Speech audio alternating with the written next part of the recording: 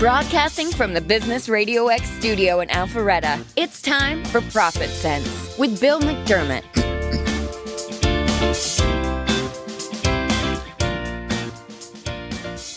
Good morning. Welcome to ProfitSense. This podcast dives into the stories behind some of Atlanta's successful businesses and business owners and the professionals that advise them. We help local business leaders get the word out about the important work they're doing to serve their market, their community, and their profession, as well as discuss current issues that business owners are facing today across a wide variety of industries. I'm your host, Bill McDermott, and this show is presented by the Profitability Coach. When business owners want to increase their profitability, they don't often have the expertise to know where to start or what to do. We leverage our knowledge and relationships to identify the hurdles getting in the way and create a plan to deliver profitability they never thought possible. We have three great guests on the show today. We have Desiree Caldwell with Elite HR, Jason Etheridge with Logic Speak, and Sean Shannon with Strategic Growth. And I'm going to start with Desiree. Desiree, Elite HR Logistics, great company. We've had the privilege of working together recently. Can you share a little bit about how Elite HR uniquely supports businesses in navigating the complexities of modern HR challenges, especially in the ever-changing regulatory environment? Yes, absolutely. Thank you, Bill. We help clients bypass the mishaps of hiring that do a negative impact to business operations. I've been in the trucking industry for more than 2 decades, and I can say the most important thing is employee safety and staying in compliance is number one. So attending monthly webinars, associations, staying current with regulations is always vital. But our thorough screening, vetting, onboarding procedures are designed to ensure everyone's expectations are fully met. So we want our clients to feel confident about the employees they choose to run their organization, and most importantly, to make sure our team members guarantee the employees that are hired for you, that they feel safe, happy, and have the equipment and training they need to start the position. And I think that's how we kind of harness the operations and making sure we can make a seamless impact to hiring the right people for each client. That really sounds like a winning formula for me. I'm going to kind of switch the conversation to talking a little bit about employee engagement and retention. It's very much on the mind of business owners today. So tell us how Elite HR helps companies improve employee engagement and retention, particularly in competitive markets like Sacramento. Yes, absolutely. I mean, right now we're servicing 41 states. So yes, employee retention requires full transparency, ongoing communication between all parties involved. My team regularly connects with our clients, candidates throughout the entire hiring process to make sure it's always seamless. We schedule routine check-ins during the first 30 days, answering questions, addressing concerns, supporting the successful transition. So we focus on like a 3-way intersection of engagement, interaction, and the triumph. I think that's where Elite HR's 87% placement success rate demonstrates how important it is to check in with your people. Wow, 87% is quite an impressive statistic. We're talking this morning with Desiree Caldwell, who's president and also director of people and culture at Elite HR Logistics. Small business, big results, better service. Elite HR is a women-only operation who's been in the trucking industry for more than 2 decades. They continue to honor their commitment to safety, service, and relationships. Over the years, they've developed lasting partnerships with businesses that trust them and respect them. Building a strong workforce is key to their business running without missing a beat. And so, Desiree, I know technology is very important in your business. So could you tell our audience a little bit about what role does technology play in Elite HR's services, and how do you leverage it to streamline HR processes for your clients? Yes, absolutely. Well, we witnessed a significant evolution of employment landscape over the past 25 years, but most importantly is what's just happened now. Technology advancements have opened the world of doors to tools and resources, and proximity is no longer an obstacle for identifying and qualifying and vetting solid workforce. So connecting with our clients, our candidates determine their needs, each party's best needs, and ensuring the right fit provides the best placements that we can fulfill throughout the United States. I can guarantee the same comprehensive process from coast to coast to on-site and remotely. So I know our listening audience loves to hear success stories. So I'm wondering if you can give us an example of how Elite HR has helped a client overcome a major HR hurdle and the impact it had on their business. Yeah, absolutely. Thank you, Bill. I think it's similar to what we just answered. Again, having the technology to be able to interface and communicate with so many different people at once has given us definitely an advantage of hiring. We joined forces with a national client in October of 2022, and we were scheduled to only handle 7 locations for drivers only. And our success in finding vetted long-term employees and servicing all their locations, we now service 59 locations for all positions across the U.S. So we do their drivers, warehouse, operations, and customer service people. Their production and profitability has increased by 33%, which is amazing. So we are looking forward to taking on more locations next month. Again, I can't say more. I love my clients. They're down to earth. Their conversations are inspiring, talking about people power and what the right people can do for you. That's a great story. We're talking this morning with Desiree Caldwell. Elite HR Logistics was founded on the principle to give back to the people in their communities. She had an idea that she believed in, the knowledge to implement it, and the fire inside to light it up. And that idea has evolved into 24 amazing years in business. I think kind of finishing our interview a little bit, Desiree, could you talk a little bit about workplace culture and maybe how Elite HR fosters healthy workplace cultures and why that's so critical for long-term business success? Absolutely.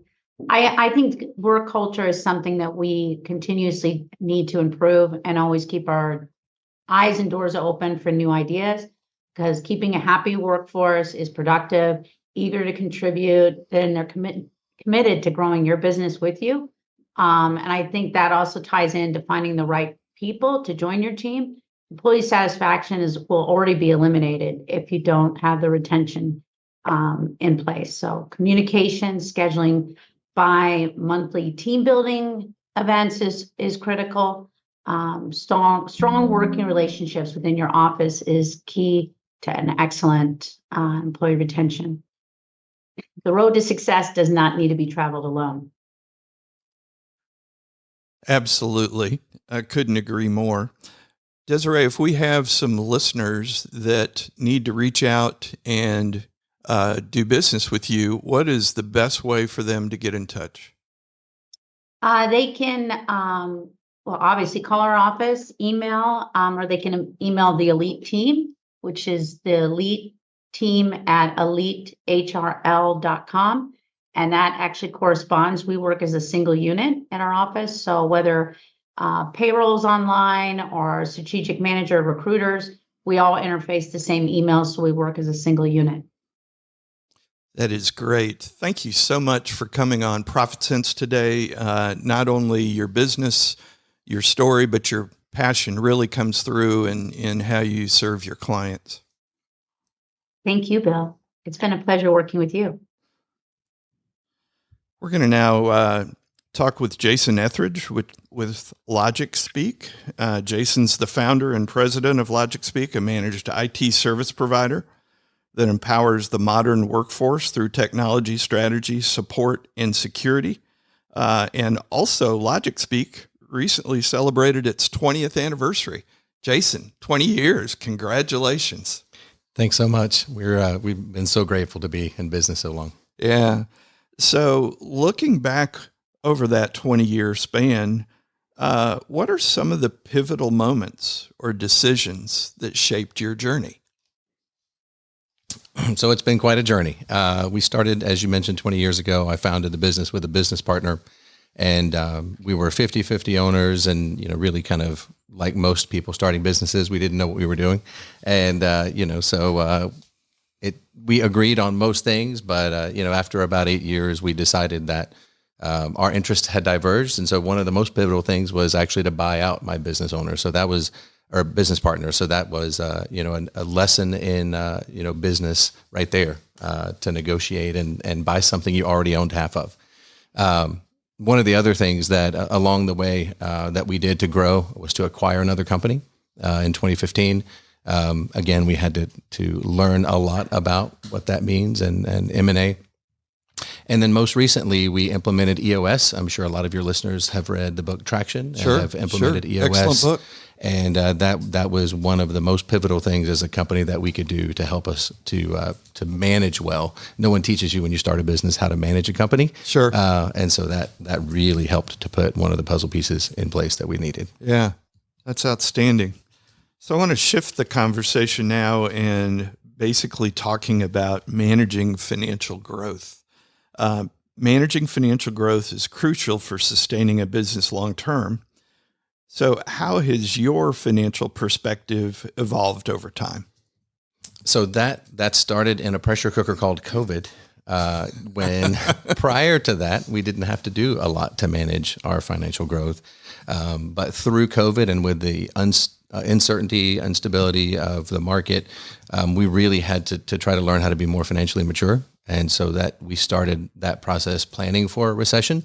So a couple of the things that we put in place that we still use to this day, we have a monthly forecast that is a running 12-month forecast where we plan not only our revenue, our growth, our sales, but then also our operations and profitability. We track our client profitability every single month, so that if there's a client that's eating too much, or maybe a client that is too profitable, that we can keep them in the guardrails and in line. And so both of those have been incredibly valuable to help us grow and also to weather any storm. The last thing that we decided, again, after COVID, was that cash, as they say, is king. And so we needed to be more financially mature on our cash strategy. And so we've implemented some cash management. We make sure that we have enough cash in the bank, to weather any storm. And so those have been some really important things for us as a business post-COVID. Yeah. Cash is king, isn't it? That they say. Someone told me one time that revenue is vanity, profit is sanity, but cash flow is reality. If I could write that down right now, I would. You can email that to me later. I will do it. Also, I think there were some processes that you had put in place to ensure profitability. Can you talk about those a little bit? Sure. Basically, part of those tools that I mentioned are part of our processes. We, in planning for the next year, we have to update our forecast, make sure that it's not just, I always say hope is not a business strategy. And so we make sure that we know what our sales are going to be, that we know what our growth is going to be, and that if there are expenses that we have that are no longer needed, that we don't just let those go on out. And so we have review processes that we work with our bookkeeper and our integrator. So if you're familiar with the EOS terms, our integrator has financial responsibility. And so she's the first line of defense to making sure that we're as profitable as we need to be. Part of EOS as well is having your VTO or your vision traction organizer. And so we review that on a quarterly basis to make sure that we're still on track for where we're going. Yeah, that's awesome.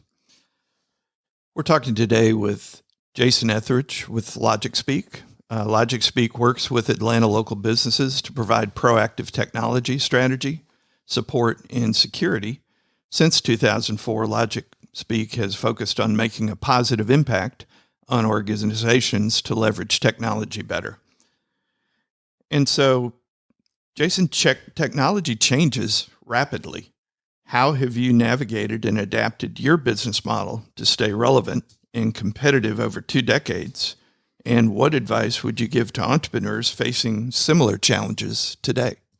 One of the things that I learned a while back was marry your mission, date your model. And that has stuck with me over the years. And so the mission that you mentioned has been a consistent mission for us over the past at least 12 years since I bought the company. But we always have to be willing to change the model. And when we started out, we would do hourly IT support, just like a law firm, bill you by the 6-minute increment. But then we had to adapt more toward more financially mature models like managed recurring revenue or MRR, monthly recurring revenue. And so we always have to be willing to see what the industry's doing, to be on the lookout from a visionary perspective for where the industry's going, and then to adapt and make mistakes. Yeah. That's one of the biggest pieces of advice I give young entrepreneurs is not to be afraid to make mistakes, because you're going to make them. I make them every single day. You just have to correct them quickly. Yeah. By the way, we need to agree that you're going to email me, marry your mission, date your model. Date your model. I love that. I love that. Absolutely. You acquired a company in 2015. There's a lot of acquisition activity going on right now, especially in the baby boomer owners. Could you tell us about how that influenced your business and what you learned from it? Yeah. So we really wanted to grow as a company, and organic growth is great. Obviously, new sales is important, but I kind of equate it to climbing the rung of a ladder. You get a few more clients, and then you have to hire a few more people, and a few more clients, a few more people. We really wanted to be able to short circuit that cycle, that process, and so acquisition for us turned out to be a really good way to do that. We acquired a company that was almost our same size, and then had to set about the process of figuring out what the resulting company was going to look like. And so the process of acquiring a company made us a lot more mature. It also gave us, anytime there's an acquisition, M&A, there's a lot of momentum that's generated, a lot of excitement. And so we got overwhelmed very quickly and ended up losing some clients that we didn't want to lose through the fact that we got overwhelmed. And so that really helped us, to sharpen our company, to grow our maturity, and then to learn the hard decisions out of that. So then ultimately, we started growing, at a really big clip after that. Yeah, that's a great story. Thanks for sharing that. We're talking today with Jason Etheridge, the president of LogicSpeak. LogicSpeak really focuses on several areas: proactive technology, strategy and support, and security. In IT strategy, a well-defined technology strategy is absolutely essential for aligning IT initiatives with business goals. In support, effective technology support is crucial for maintaining a productive workforce. And in security is paramount in today's digital world, especially with the rise of cyber threats. And so I want to get your thoughts on sales and sales strategies. So over your 2 decades in business, how have your thoughts on sales evolved? And then secondly, what strategies have worked for you? Thank goodness we're talking about what has worked. We have a longer list of things that haven't worked. But I will say one of the other kind of things that I've learned about sales is that sales is like oxygen to a company. We went for far too many years thinking that as long as we were, had our clients and we're good, then we didn't need to focus too much on sales. And I was the only one who could do any selling anyway, and I just happened to be busy as a business owner. But we now know sales is oxygen. That just like an engine needs gas to run, sales is that function. So we have invested significantly. We hired a dedicated salesperson that has seen tremendous results. We've joined organizations like the Greater North Fulton Chamber of Commerce, where we can network and meet other businesses and like-minded business owners to network with. And the other thing that we learned is that there's no magic bullet. We spent several years looking for the one thing and investing our money in the one thing that would generate return in sales, and that's just the wrong model. So now we have a comprehensive sales process and a comprehensive sales model that we use, and in the last 2.5 months have closed 5 clients. So wow. I think it's working. I'm giving you a high five across the mic here. That's awesome. So you talked a little bit about the Greater North Fulton Chamber. You recently received their Commerce Excellence, let me rephrase that, Excellence in Community Service Award. Is it possible to be profitable and charitable at the same time? So let me first say what an honor it was to win that award. After 20 years, having been recognized for that is really, really special because it's a part of our culture and a part of our core values and our mission. I do think it's possible to be both charitable and profitable, but you have to decide that first. You can't be profitable first and then decide to be charitable, because we all know the more we get, the more we feel like we have to hold on to it. Being charitable for us is like opening our hands and recognizing that not everything we have is for our use and for our benefit. And so that was one of the reasons that we added to the community in our mission statement, is that we wanted to recognize that we always are out for helping and serving other people, including our community. So in order to be profitable and charitable, you have to decide first. You have to put the big rock in first. Secondly, you have to recognize that maybe you don't want that Ferrari that you thought you wanted when you were young. You can still be profitable and healthy and give back as well. At the end of my days, when I'm up at the front of a church in a casket, I don't know that the cars that I drove or the really nice things that I have are going to be what I'm remembered for, or at least I hope not. It should be what I did and how I impacted other people. So those are some of the ways that we think about being charitable and profitable. Yeah. I don't want to have on my tombstone, I wished I would have worked harder. Right. Exactly. And it sounds like being charitable is also part of the mission that you married, which I think is admirable. So thank you. Well done. I am sure there are some businesses out there that need IT strategy, IT support. And so share with our audience, Jason, what's the best way for them to get in touch with either you or with LogicSpeak? Yeah, sure. Absolutely. The easiest way is to email hello@logicspeak.com. That's the easiest thing to remember. Our phone number, 678-990-0068, is also another way to reach us. But hello@logicspeak.com. We'll have somebody respond, and we'll reach out to help you figure out the next steps on your IT strategy. Yeah, well, after 20 years of experience, first, congratulations. It has been wonderful to hear how your story has really touched different aspects, trying things. Some worked great, some didn't. You've experienced acquisition. I'm going to take away marry your mission, but date your model. I think that's wonderful. So congratulations, and excited about your future. Thanks so much. Thanks for having me on the show. Sean Shannon. Sean is president of Strategic Growth Design. I'm so excited to have you on the show today. Everybody needs sales, Sean. Yes, they do.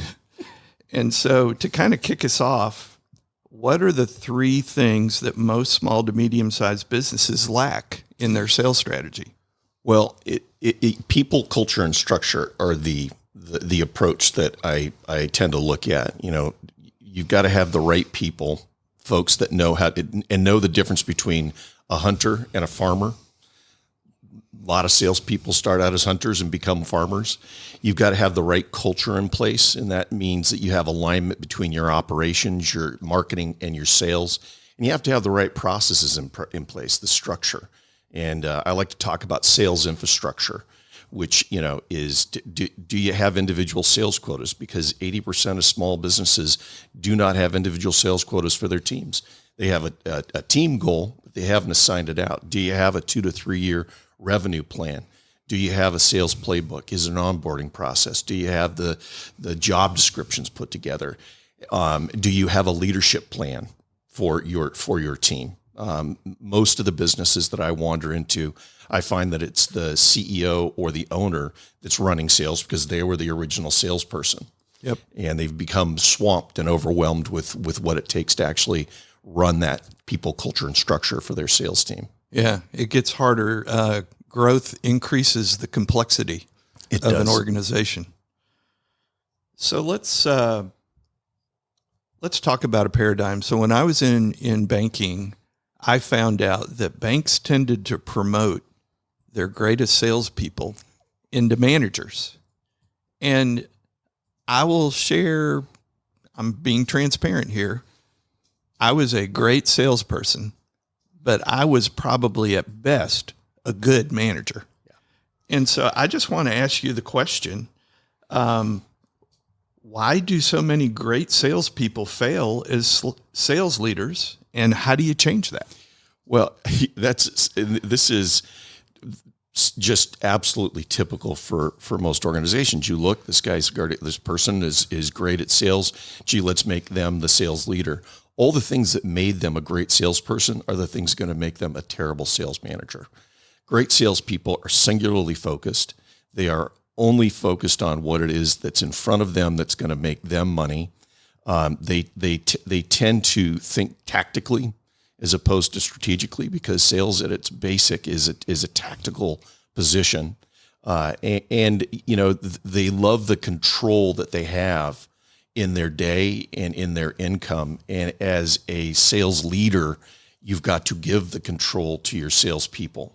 Now, suddenly my day, I used to joke with my salespeople, they would walk in and say, I think I want to be a sales manager. And I said, well, listen, let me ask you a question. How many times have I ever asked you, where were you? No, never. I said, well, every day I go out on an appointment, I come back, there are 12 of you asking me, where were you? You don't, the salespeople don't report to you, you report to them. Yeah. Excellent point. We're talking today with Sean Shannon, president of Strategic Growth Design. If you haven't figured it out already, Sean Shannon loves sales. For the past 3 decades, he's been leading market-making sales teams in one of the most challenging industries, local broadcasting. Sean's teams worked with hundreds of small and medium-sized businesses to create winning sales and marketing campaigns that generated award-winning results. And so, Sean, I want to talk a little bit about how business owners and CEOs approach aligning sales and marketing. And so how do they do that to work with each other instead of at cross purposes? It really comes down, I'll be a little esoteric for a second. The fundamental breakdown between sales and marketing, as I have seen it in my time, is an understanding of the ideal customer profile.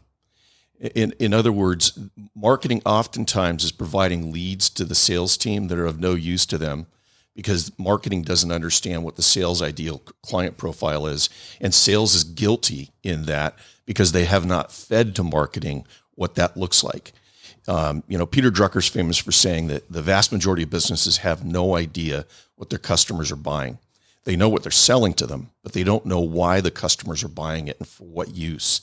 And so I like to approach my when I start to talk about value proposition with sales and marketing teams, I like to talk about the idea that we don't necessarily buy products and services as much as we hire them to do jobs for us in our lives.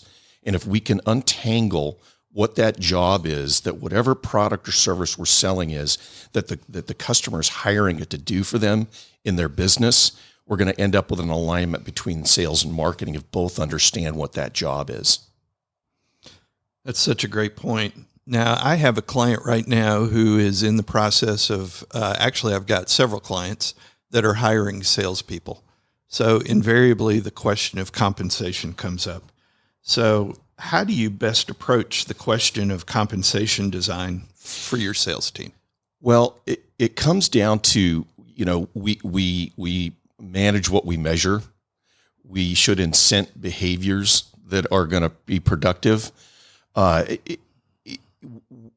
Most of the time, what I have found is that if you are working with a compensation plan that is more than 50% incentive based, you're probably not able to control the behaviors that you're looking for. And if you are working with a compensation plan that is less than 50% incentive based, you have salespeople that are able to rest on their laurels, able to rest on that base salary. And so generally speaking, when we walk in, we'll talk with a client and say, all right, let's project the revenue and let's look at what we want our cost of sale to be. And then let's design a compensation plan that puts 50% of that compensation into some form of base salary and 50% based on the activities or the outcomes that we're looking for. And any special reason why that particular mix in your experience? It's a little bit of a rule of thumb. Sure. As I've gone through, for the most part, it is an alignment between the amount of control that you want what your salespeople are doing and who they're seeing. Sure. And the security that a salesperson needs to not feel desperate. I mean, the worst thing that you can do is go and sell a client that's not ready to buy. And if you have a compensation plan that is, say, 100% commission, you have salespeople that are not probably not aligned with the mission of your business. Yeah. Excellent point. We're talking to Sean Shannon today. Sean has worked in sales and operations leadership at iHeart, Odyssey, and Cumulus Media, rising through the ranks as an innovator and thought leader. As Senior Vice President of Sales, Sean blazed a trail in training sales leaders and salespeople on the value of diagnosing sales and marketing problems before offering solutions. This approach led to marketing leading returns on advertising investment for the clients. And so, Sean, let's talk about sales leaders. How does a sales leader best respond to market disruption or the entry of a competitor? And that is the problem today, isn't it? That we are is. seeing more disruption than we've ever seen. Technology is moving at a pace that we've never seen. Literally, the only difference in how things change is the pace at which they change. And what sales leaders, I think, need to do is to stop down on, if not a quarterly basis, at least twice a year, and look at what does your competition look like, not only directly, but indirectly. And to begin to ask, where could entrants come into our market that we don't see, and how will we respond? Planning is the key, and planning is the one thing that salespeople and sales leaders tend to be the worst at. I want to end with a story because I always love a good story, but I want to hear the story about what led you to revive 99X in Atlanta. I had a failing rock station in Rock 100.5, and we were just stuck on it. We tended in the radio business to look at adults 25-54 as the money demo. And this station was ranked 23 out of 27 radio stations. And I was sitting with my executive vice president of programming for the entire company, who happened to be the program director that put 99X on the air. And I looked at Brian and I said, Brian, as I've looked through all of our assets, we still own all of that IP around 99X. And we've got literally hundreds of hours of live X's sitting in storage. And, that 99X team still got together at least once a year to see each other. I said, is there a way, do you think we could pull it back? Because, as I was looking at it, classic rock is now classic alternative rock. And so I spent the better part of 13 months working with Barnes and with Leslie and with Steve Craig, getting people out of non-competes, negotiating IP agreements. And we pulled the thing together, and we did it on the fly. It was fascinating because I had to let some of the folks at Rock 100.5 know that we were going to make this change before we were ready to make the move. And so we ended up just taking Rock 100.5 off the air and putting 99X on without any personalities. And as we negotiated contracts and got people out of non-competes, we kept adding it. And it turned out to be one of the most successful viral campaigns that I've ever seen. We went from 0 to 50,000 Facebook followers in 1 week. Whoa. Yes. Wow. It was unbelievable. Station is now the second-ranked radio station in the market. That's an awesome story. Thanks for sharing that. Thanks. So for our listeners that are struggling with sales leadership, with sales strategy, what's the best way for them to get in touch with you? Well, I'm going to give you a sales answer. Text me, 206-321-8362. It's the easiest way to get me. I've always got it on me. And it's basically my preferred way to communicate with folks. Talk to them. Yeah, absolutely. Sean, thanks for coming on and sharing your experience and your expertise. Thank you. I want to talk a minute about what is exit planning anyway. Business owners may hear the phrase exit planning thrown around fairly often, but what is exit planning anyway? Every business owner dreams of that sunny retirement, sipping drinks on a beach, free from the daily grind. Yet many of us are so caught up in the hustle that we forget to plan for the big. What's next? Exiting our business. Is exit planning just another buzzword, or is there something more to it? At its core, exit planning is about ensuring you can leave your business on your terms. It's about making sure you just don't walk away with a nice goodbye card and a piece of cake, but with the financial freedom you've worked so hard to achieve. On one hand, exit planning is a meticulous process. It involves numbers, valuations, legal documents, and sometimes a few uncomfortable conversations. On the other hand, it's deeply personal. It's about your legacy, your future, and yes, your dreams. The challenge? Balancing these practicalities with your personal aspirations. Let's be honest. This can be overwhelming. But here's the good news. You don't have to go it alone. With the right exit planning coaching, you can navigate each step confidently, ensuring your business thrives even after you step away. It's like having a co-pilot on that road trip, someone to remind you to check the oil and suggest the best scenic routes. So whether you're just starting to think about your exit or are knee-deep in the process, remember this. Exit planning isn't just about leaving. It's about leaving well. And that's something we can all get behind. If you want to keep up with the latest in pro business news, follow us on LinkedIn and Instagram at The Profitability Coach. If you want to listen to past or future ProfitSense episodes, you can find us on ProfitSenseRadio.com. This is ProfitSense with Bill McDermott signing off. Make it a great day.